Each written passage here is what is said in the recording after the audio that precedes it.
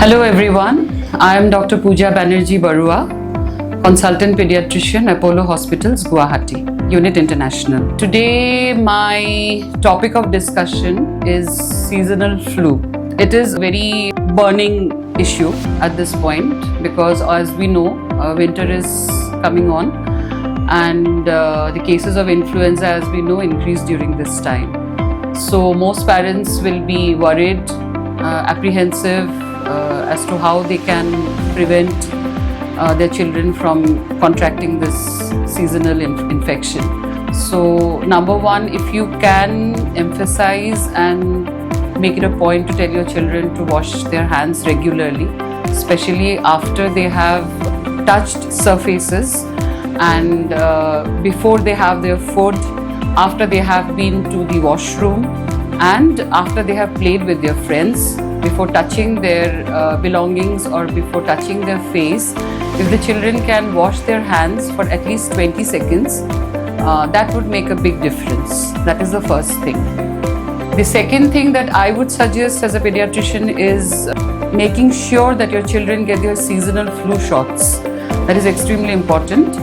And that has become especially important post-COVID times, I would say, because it has been seen that in young children who are not yet eligible for COVID shots, the flu shots help a lot in preventing any additional respiratory infection. So what are the symptoms of seasonal flu? Like we all know, like any infection, like any viral infection, seasonal flu symptoms would be number one, fever. The fever could range anywhere between a moderate degree of fever to high degree also. So fever is the first thing. The second thing is there would usually be intense body ache. So that is one of the markers of flu.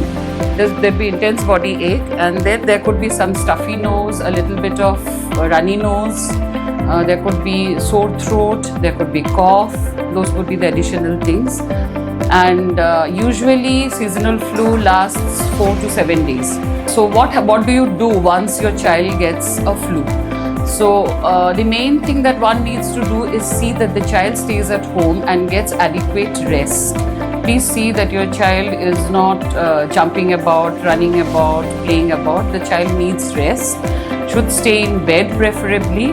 You should see that your child stays hydrated, so make sure that your child drinks a lot of water, takes good nutritious food. What you can do is, for the fever, you can give the usual, the safest agent that is there, which is paracetamol. Maybe for the stuffy nose, one can give a nasal drop. And for anything else, I would suggest that you contact your regular pediatrician, whoever you consult regularly. The most important thing is that if you can see that your child is not well, please do not send your child to school, because that would at least prevent the spread of the infection to other children in the school.